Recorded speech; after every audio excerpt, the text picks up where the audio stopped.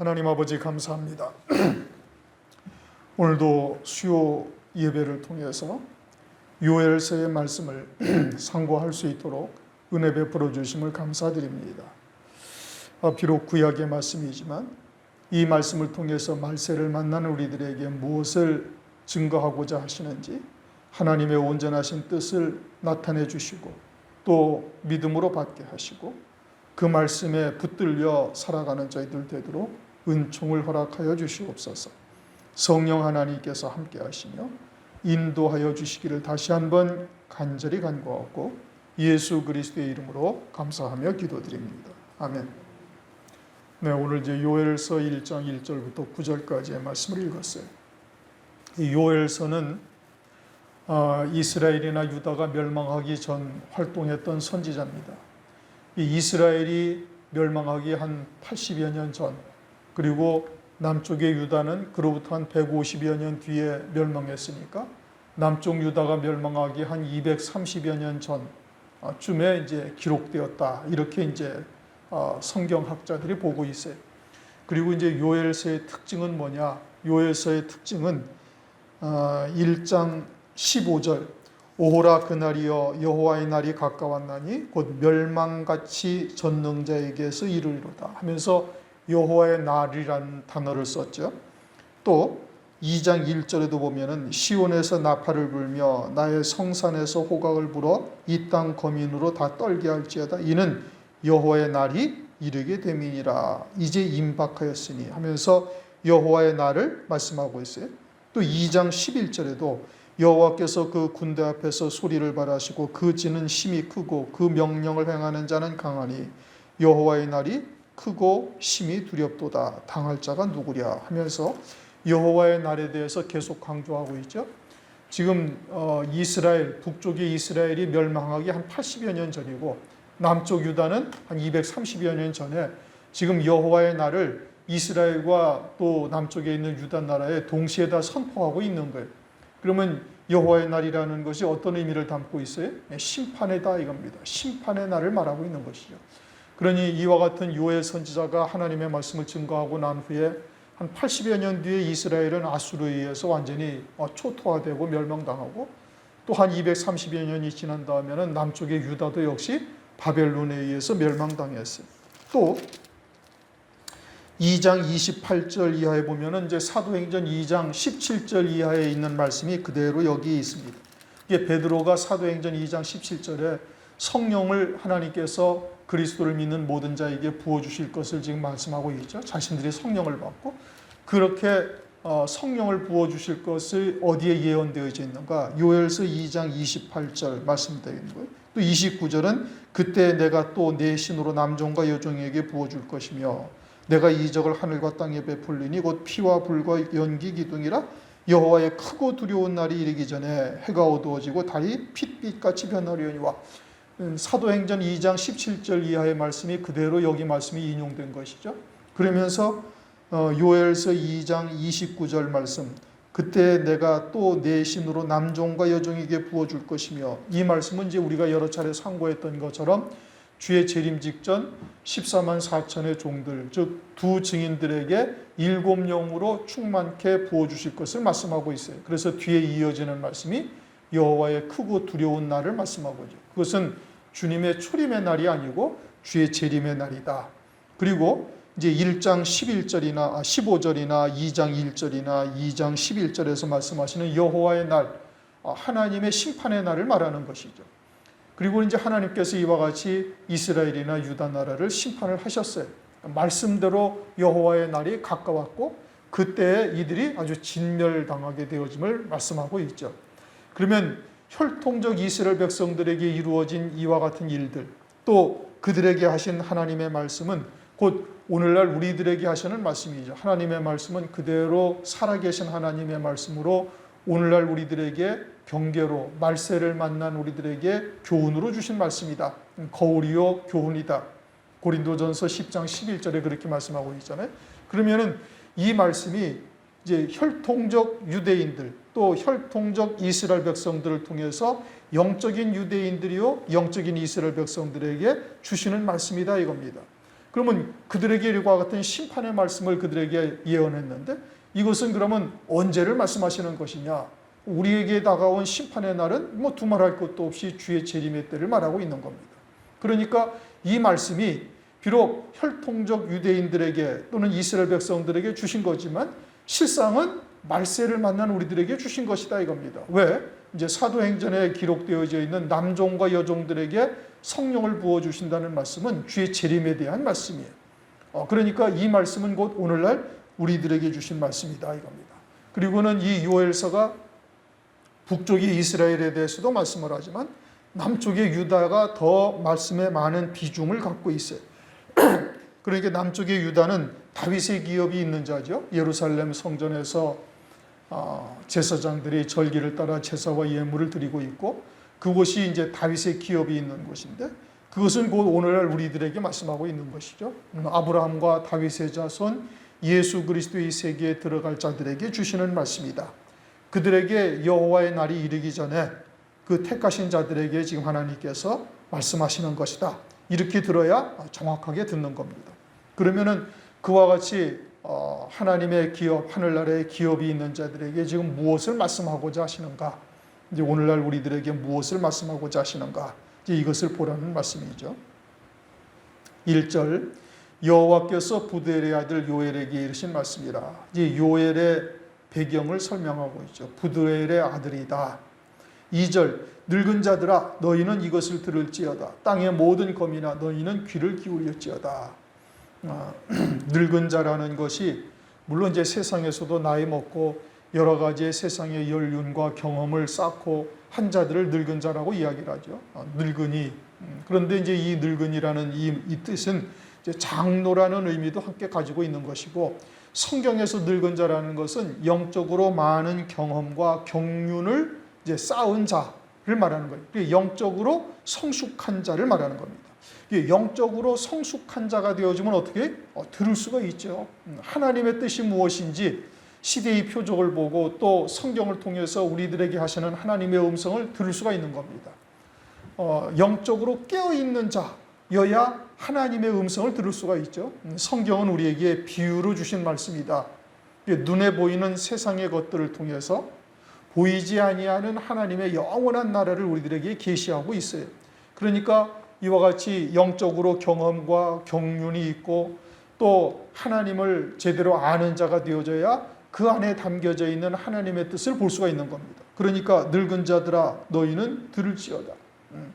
그러나 사실 우리가 성경을 통해서 보면은 마태복음 13장 11절을 보면은 제자들에게 말씀하시잖아요. 너희는 천국의 비밀을 아는 것이 허락되었지만 저들은 아니 되었다. 그리고 저들은 들어도 듣지 못하고 보아도 보지 못하며 깨닫지 못한다. 그러면 듣는다는 것 자체가 하나님의 허용하심이 없으면 아무도 들을 수가 없다는 얘기죠. 늙은 자라 할지라도 하나님께서 듣게 하셔야만 들을 수가 있는 거예요. 그러니까 그것은 하나님의 크신 은총이요 하나님의 사랑이다라는 것을 우리가 먼저 우선 알아야 되는 거예요. 그러한 의미에서 말세에 진리라는 것이 무엇인지 우리가 똑같은 성경을 가지고 하나님의 말씀을 다 모든 교회가 거의 다 같은 하나님의 말씀을 가지고 배우고 읽고 또 듣고 있어요. 하나님의 말씀이라는 것을 듣고 있다 이겁니다. 그런데 진리라는 것을 우리가 들었다라는 것은 그것은 하나님의 특별한 은혜요 하나님의 특별한 사랑을 입고 있다 이 뜻인 겁니다.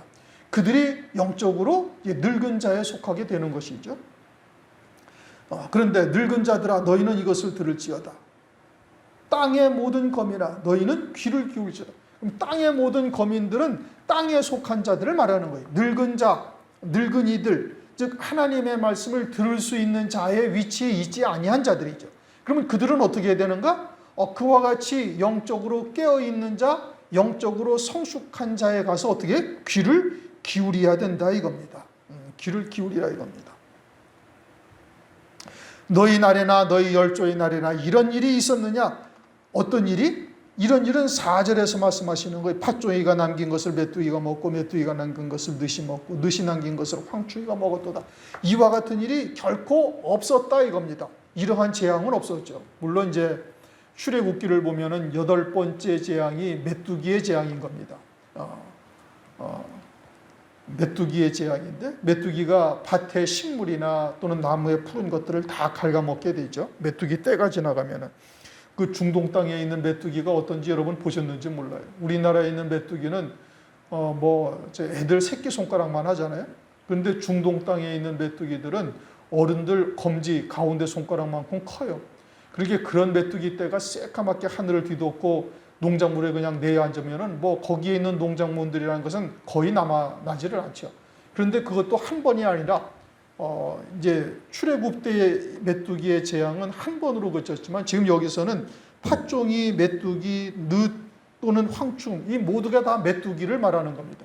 그렇게 메뚜기 떼가 한 번 쓸고 지나갔는데 또 오고 또 오고 또 오고 그렇게 4번이나 지나간다 이겁니다. 그러면은 나만 할 게 뭐가 있겠어요? 아무것도 없다 이겁니다. 그러니 이와 같은 재앙들에 올 것이니 너희들은 귀를 기울이라. 3절, 너희는 이 일을 너희 자녀에게 고하고, 너희 자녀는 자기 자녀에게 고하고, 그 자녀는 후 시대에 고할지니라. 이제까지 못 보았던 이와 같은 재난을 후손들에게까지 다 알려주라 이겁니다. 후손들에게 교훈으로 삼을 수 있도록 다 알려주라는 얘기죠. 왜 이와 같은 재앙이 임하여져? 그것은 하나님의 뜻을 왜곡되이 해석하고, 당시의 유대인들이 어떻게 했다고요? 사람의 계명으로 하나님을 헛되이 경배하였다. 이사야서 29장 13절에 말씀하고 있고, 그것을 예수님이 초림하셨을 때 유대인들에게도 똑같이 말씀하셨어요. 그러니까 유다가 멸망한 것은 그것 때문에 망한 거예요. 사람의 계명으로 하나님을 헛되이 경배하고 있었던 거예요. 하나님을 섬긴다고 섬기고 있었지만 사실은 사람의 계명으로 섬기고 있었던 것이고, 북쪽의 이스라엘은 우리가 다 아는 것처럼 베델과 단에 금송아지를 만들어 놓고 섬겼던 것이죠. 그와 같은 이유로 인해서 이와 같이 메뚜기 때에 의해서 아주 완전히 진멸, 초토화되듯이 하나님께서 진노의 심판을 하나님께서 하시겠다 이겁니다. 그것을 후시대에 계속해서 이어져 전해라. 결국 하나님의 뜻을 왜곡되이 해석하고 폐역한 자가 되어지면 결국 이러한 심판을 받으리라는 말씀인 겁니다. 그러면서 다가온 것이 흉년이요. 그리고는 또 다가온 것이 가뭄, 기근, 이와 같은 것이 당하는 거예요. 혹독한 기근, 흉년이 임하는 것이죠. 메뚜기 떼가 4번을 쓸고 나오면은 농사 지을 게 뭐가 있겠습니까? 그런데 그렇게 혹독한 기근을 당하고 흉년을 당하게 되어지면은 그것이 무엇으로 인함인가를 늙은이들, 즉 성숙하고 깨어있는 자들은 그것을 깨달아야 될 터인데 그것을 깨닫고 있지를 못하는 거예요. 자신들이 왜 이와 같은 일을 겪어야 하는지를 알지를 못하고 그냥 고통 가운데 이와 같은 고난에서 벗어날 것만을 하나님께 구하고 있는 것이죠. 육신에 속해 있는 자들은 고난을 겪어도 절대 깨닫지를 못하는 겁니다. 영적으로 깨어있는 자, 하나님의 말씀을 안에서 믿음으로 살고 있는 자여야 고난을 당해도 이 고난이 무엇으로 인함인 것인지 진리 안에 있을 때야 깨닫게 되어지고, 그렇게 깨닫게 되어지면 돌이킬 수가 있는데, 그런데 이들은 아예 금송아지를 섬기는 자들이죠. 완전히 인본적인 사상, 또 세속적인 말, 혼잡된 말로 살고 있으니까 아무리 알고 싶어도 알 수도 없는 거예요. 사람의 계명으로 사는 자들이 그러한 것이죠. 마지막 때에도 환난 날에 두 증인이 하늘을 닫아 비 오지 못하게 하죠. 엘리야의 때처럼 새해 6달 동안 비가 오지 않았던 것처럼 두 증인이 활동하는 기간 동안에 비가 오지 않게 하시는 거예요. 그러면은 하늘을 닫아서 비가 오지 않게 해서 흉년이 들고 기근이 든다는 것은 무엇을 말하는 거예요? 그래서 육신의 양식을 끊으시는 것은 영적인 양식을 먹고 있지 못해서 영이 굶고 있는데 그와 같은 것을 깨닫고 있지 못하니까 육신의 양식을 하나님께서 끊어내시는 겁니다. 흉년이 임하게 하시는 이유가 그와 같은 것이죠. 아모스서 8장 1절에 이렇게 말씀하시요. 주 여호와께서 가라사대 보라 날이 이를지라 내가 기근을 땅에 보내리니 양식이 없어 주림이 아니며 물이 없어 가람이 아니요 여호와의 말씀을 듣지 못한 기갈이라. 마지막 때가 어떠하다고요? 기갈이 든다 이겁니다. 무엇을 먹지 못해서? 하나님의 말씀을 먹지 못해서 기갈이. 그런데 여러분 오늘날 하나님의 말씀이 얼마나 홍수를 이루고 있습니까? 인터넷 방송이나 TV 방송이나 어디를 봐도 하나님의 말씀이 흘러차고 넘치고 있죠. 요즘은 뭐 핸드폰 다 가지고 있으니까 핸드폰만 가지고 있으면은 뭐 설교 방송은 아무 때라도 원하는 대로 원하는 사람의 설교 방송을 다 들을 수 있도록 되어져 있어요. 책 어마어마하게 많죠. 기독교 서점에 가보면 설교책이 쌓이고 또 쌓여 있습니다. 그러니까 하나님의 말씀은 어떻게 아주 홍수물처럼 범람하고 있어요. 그런데 그것은 먹을 수 있는 물이 아니죠. 홍수는 먹을 수 있는 물이 아닌 겁니다. 그러니까 홍수가 나면은 제일 먼저 식수부터 생수부터 물병부터 갖다가 주잖아요. 이 홍수물은 먹으면 그건 죽는 거예요. 또 롯의 때와 같다 이 음행케 하는 말씀들이 범람하고 있는 것이죠. 그것은 영적으로 깨어있는 자가 되어져 있으면 이것은 말씀의 기갈이다. 또 이와 같이 하나님께서 이와 같이 기근이 든 것을 통해서도 알 수 있게 하는 것인데, 그런데 이들은 전혀 깨닫지 못하는 거예요. 북쪽의 이스라엘도 역시 마찬가지고 남쪽의 유다도 역시 마찬가지입니다. 예레미야서 23장을 한번 보세요. 남쪽의 유다도 멸망할 때 절대 자신들은 멸망하지 않는다고 장담을 하고 있어요. 거짓 선지자들이. 예레미야나 이사야 선지자는 바벨론에 의해서 멸망당하고 그리고 70년 동안 포로 생활을 하다가 하나님께서 다시 가나안 땅으로 돌아오게 하시리라는 약속의 말씀을 하고 있는데, 그럼에도 불구하고 그들은 자신들은 절대 망하지 아니한다. 우리가 하나님을 열렬히 섬기고 있고 하나님의 성전이 있는 이곳에 하나님의 이름이 이방인들에 의해서 절대 더럽혀질 수가 없다라고 장담하고 있죠. 그러나 실상은 어떻게 됐어요? 이스라엘은 아수르에 망하고 남쪽 유다는 바벨론에게 멸망당하는 겁니다. 그래서 너희 자녀에게 고하고 그 자녀는 후시대에 고할 것이라. 그러니까 그들이 잘못 하나님을 섬기고 있으므로 그렇게 멸망당한 것이 계속 이어져 내려와야 되는데, 그런데 그렇게 내려오지를 아니한 것이죠.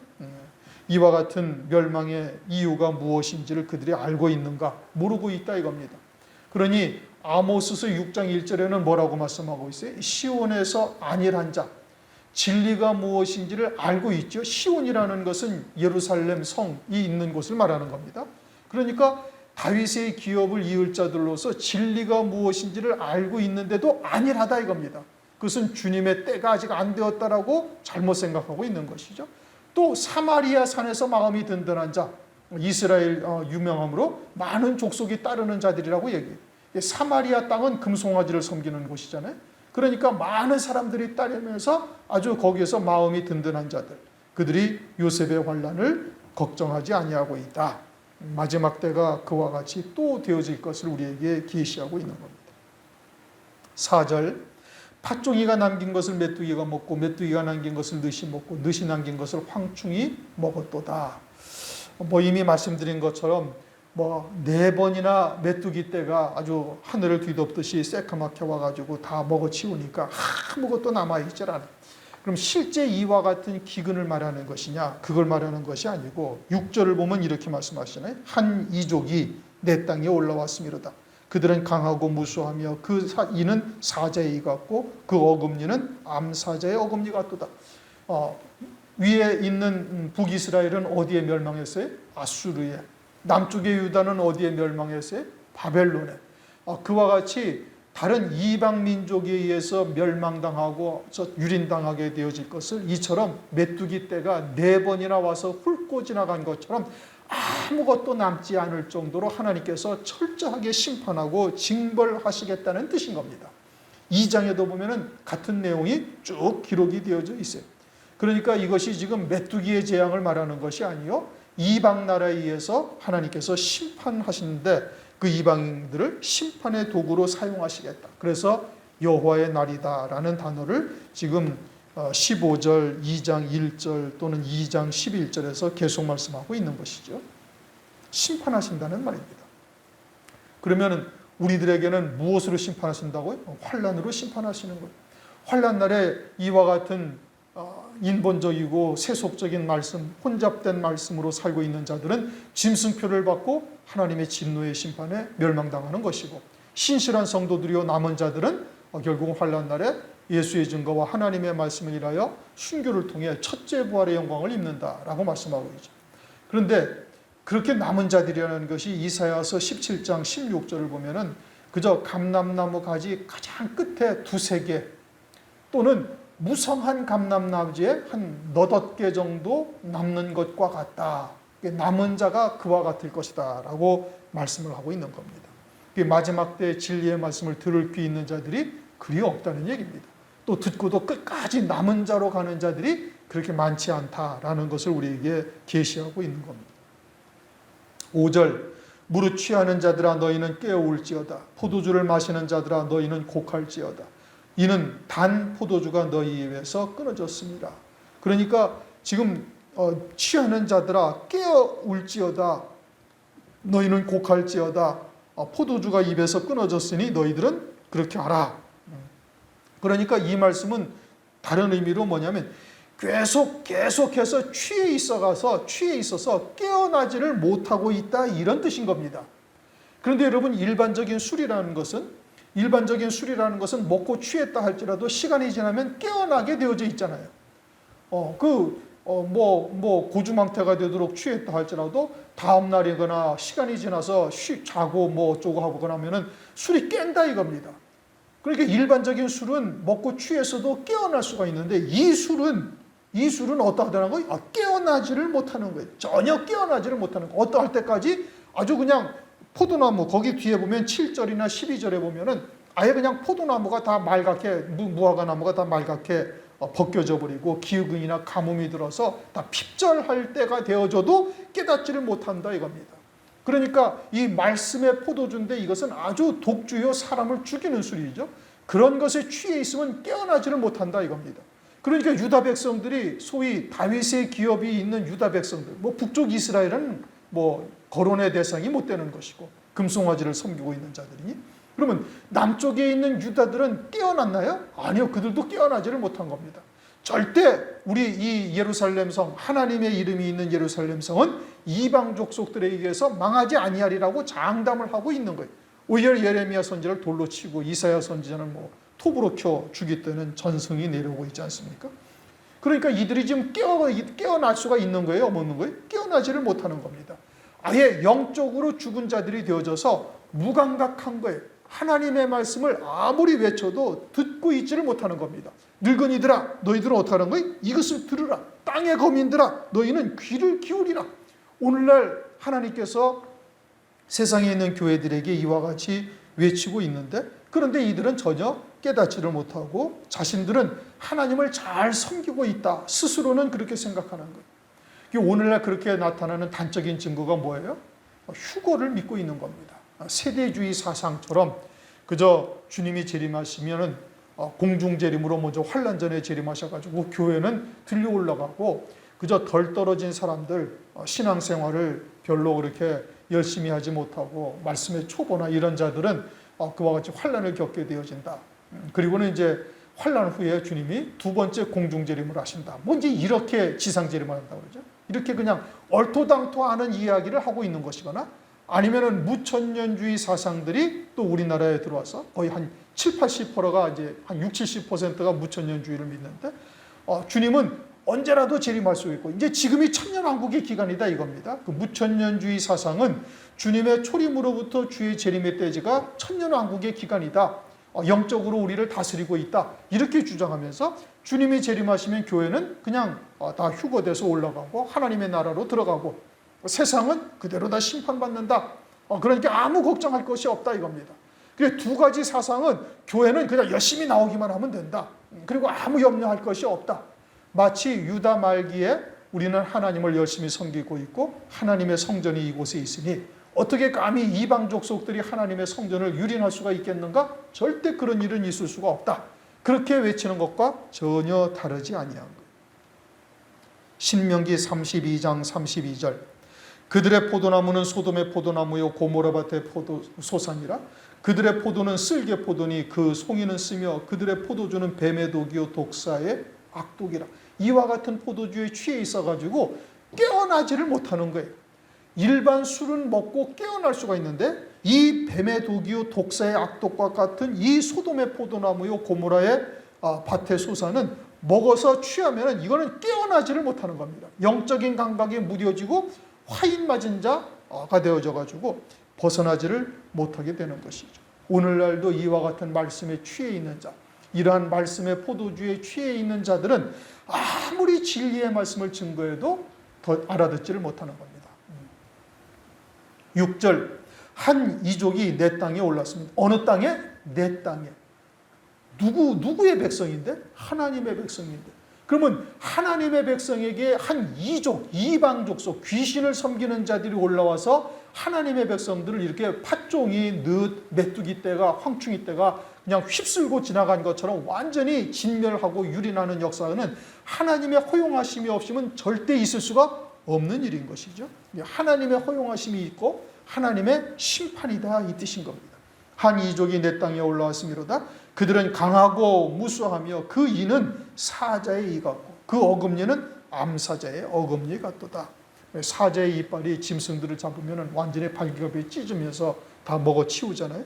그와 같이 하나도 남긴 것 없이 싹 먹어치울 것을 다시 말하면 처절하게 파멸시키리라는 뜻인 겁니다. 이스라엘은 아수르에, 유다는 바벨론에. 무엇으로 인해서? 그들의 죄악으로 인해서인 겁니다. 그리고는 하나님의 종, 하나님의 선지자들을 무수히 보내고 그들에게 하나님의 말씀을 부지런히 전해도 그들은 전혀 듣지도 않고 외면하고 도리어 참 선지자들을 돌로 치기도 하고 가두기도 하고 죽이기도 하는 이와 같은 역사를 이루고 있는 거예요. 그러면서 자신들은 하나님을 잘 섬기고 있다고 생각을 합니다. 환난의 때에도 마찬가지. 오늘날도 그들은 하나님을 자신들은 잘 섬기고 있다라고 스스로 생각을 하고 있고 진리의 말씀을 전혀 외면하고 하나님께서 환난으로 시대의 표적을 보고 외치는데 그러한 것들을 외면하는 겁니다. 재림은 더디 있으리라. 아니면은 만물은 처음 창조할 때와 같이 그냥 있다라고 하면서 하나님의 말씀을 철저히 외면한다 이겁니다. 오늘날이 그러한 겁니다. 오늘날이 그와 같이 되어져 있는데도 이들은 전혀 깨닫고 있지를 못하는 거예요. 그런데 지금 이 말씀에 지금 4절은 황충이라는 단어가 등장을 하잖아요.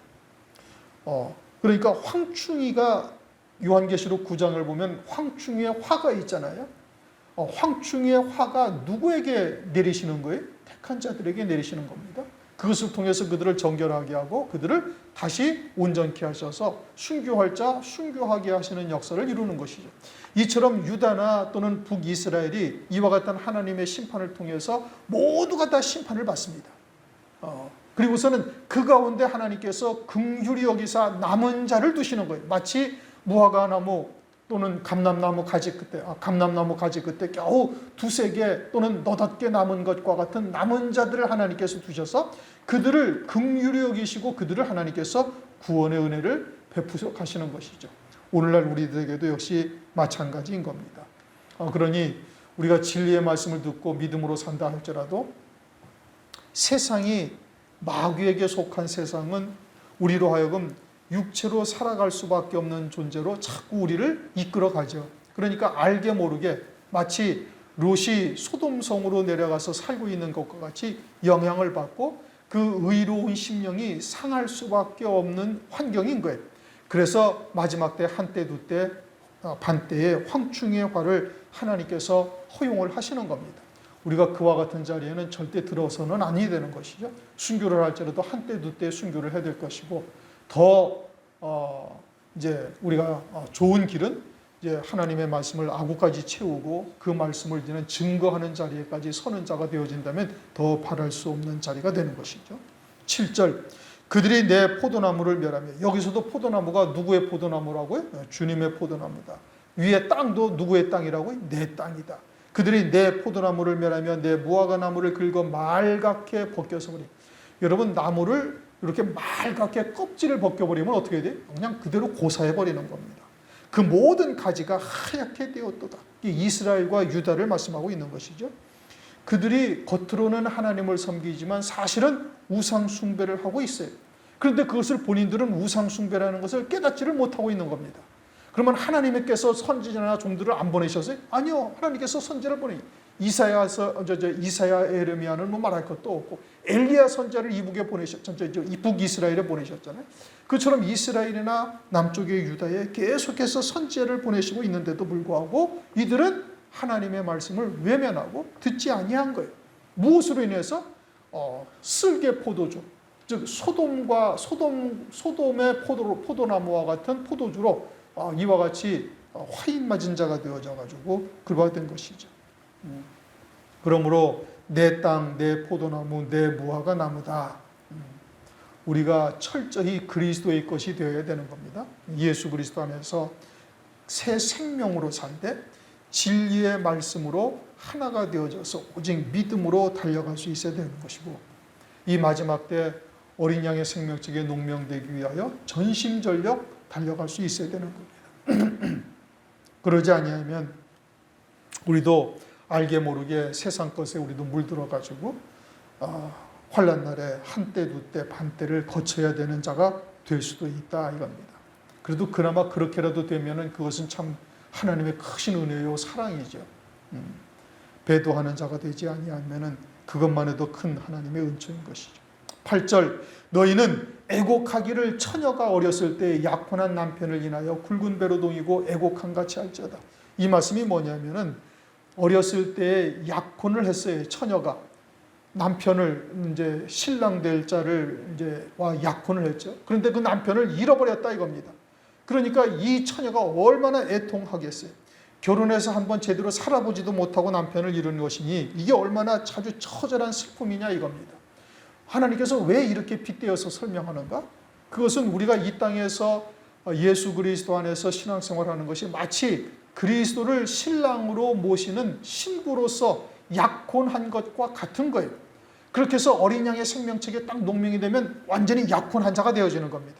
그 약혼한 자들을 환난을 통해서 이제 결혼의 자리로 인도하는 것이 환난이에요. 그게 적그리스도의 환난이에요. 그럼 오늘날 우리가 여러 가지로 신앙생활을 하는데 하나님의 말씀을 통해서 우리가 정결한 처녀로 그리스도에게 중매를 받는 겁니다. 중매를 받아서 하나님과 그리스도와 약혼한 자가 딱 되어지면, 남편과 약혼한 자가 되어지면 어린 양의 생명책에 우리의 이름이 딱 농명된 자, 여기 약혼한 자예요.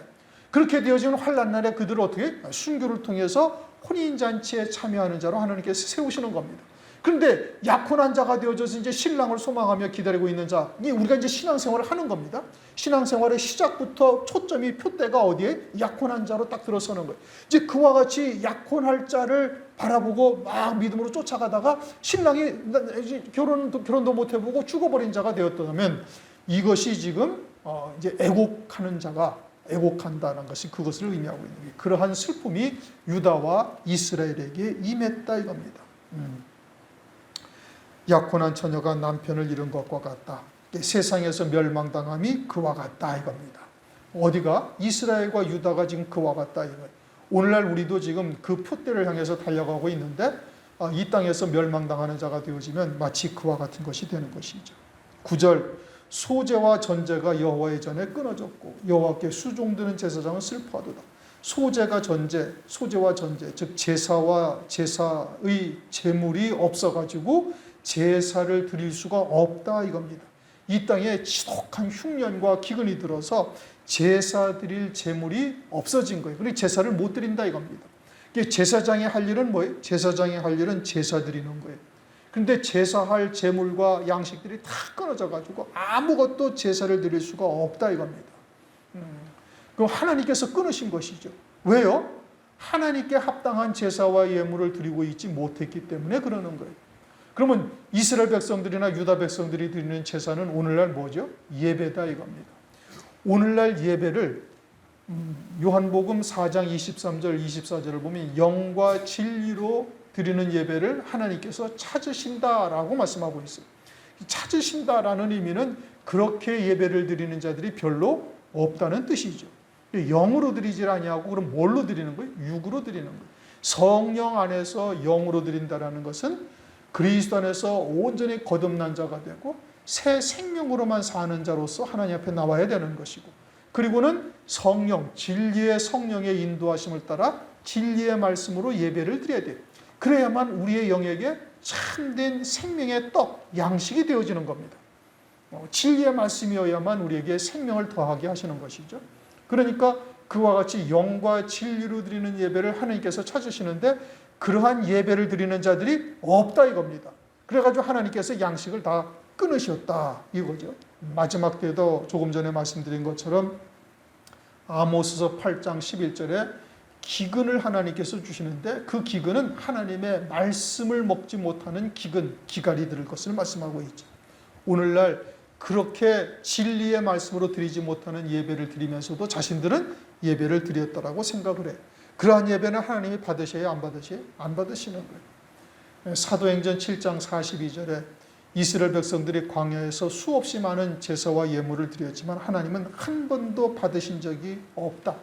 오늘날도 역시 수많은 교회들이 다 자신들은 나름대로 하나님 앞에 말씀 중심, 성령 충만 그래가지고 오직 하나님의 말씀 이렇게 외치면서 예배를 드려요. 그러나 하나님의 뜻에 합당한 예배여야만 하나님께서 받으시는 겁니다. 무수한 예배가 하나님은 한 번도 연락지 않으시고, 그러면 그 예배가 연락되지 않으면 드리는 헌신, 헌금은 어떻게 되겠어요? 그것도 하나도 소용없는 것이 되어지는 겁니다.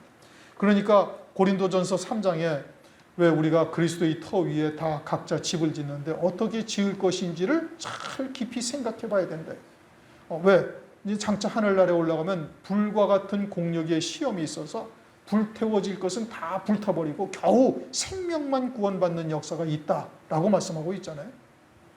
마태복음 22장에도 임금의 오찬에서 예복을 입지 아니한 자를 수족을 결박하여 바깥 어두운 데 내어 던지라고 말씀합니다. 수족을 결박하라는 것은 이 땅에서 행했던 모든 일들이 하나도 소용없는 일이었다 이겁니다. 하나님께 연락되는 것이 하나도 없었다라는 뜻이죠. 오늘날 많은 교회들이 예배를 드리는데 그렇게 하나님께 합당치 못한 예배를 드리면은 하나님께서 어떻게 하시는 거예요? 하늘을 닫아 비오지 아니하고 제사와 예물을 드리지 못하게 하신다 이겁니다. 말라기 1장 10절 너희 중에 성전 문을 닫을 자가 있었으면 좋겠도다. 너희 손으로 드리는 것을 받지 아니하리라. 참 심각한 문제죠. 그것이 오늘날 교회들에게 하시는 말씀인 겁니다. 이사야서 1장 12절 13절 너희가 내 앞에 보이러 오니 그것을 누가 너희에게 요구하였느냐. 내 마당만 밟을 뿐이라. 헛된 재물을 다시 가져오지 말라. 분향은 나의 가증이 여기는 바요 월삭과 안식일과 대회로 모이는 것도 그러하니 성회와 아울러 악을 행하는 것을 내가 견디지 못하겠노라.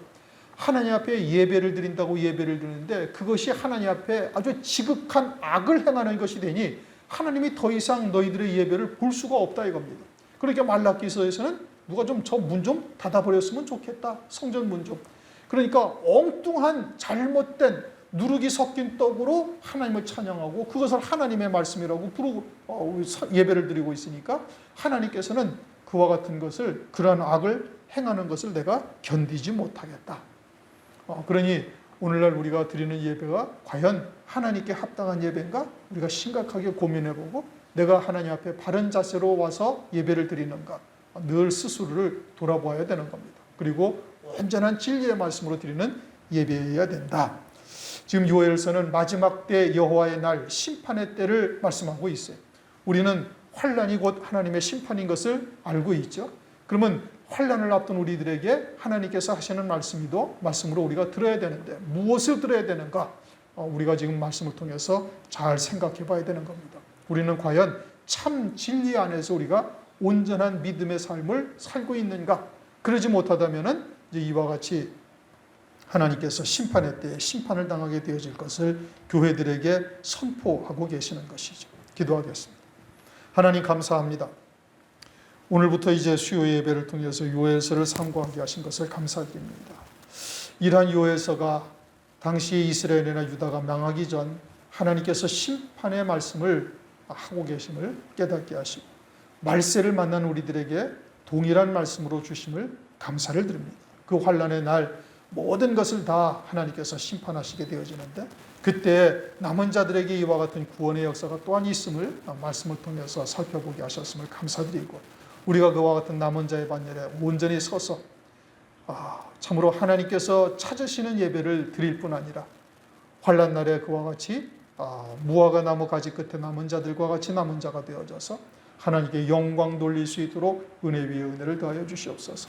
이제는 아울러 오늘날 우리들에게 주신 이러한 말씀들을 입을 벌려 증거할 수 있는 자의 자리에 설 수 있도록 인도하여 주시옵소서. 이 마지막 때 들을 귀 있는 자, 늙은이에게 지금 들을지어다라고 말씀하셨는데 그처럼 들을 귀 있는 자가 있사오면 입을 열어 전할 수 있도록 은혜 위에 은혜를 더하여 주시옵소서. 감사드리옵고 예수 그리스도의 이름으로 기도드리옵나이다. 아멘.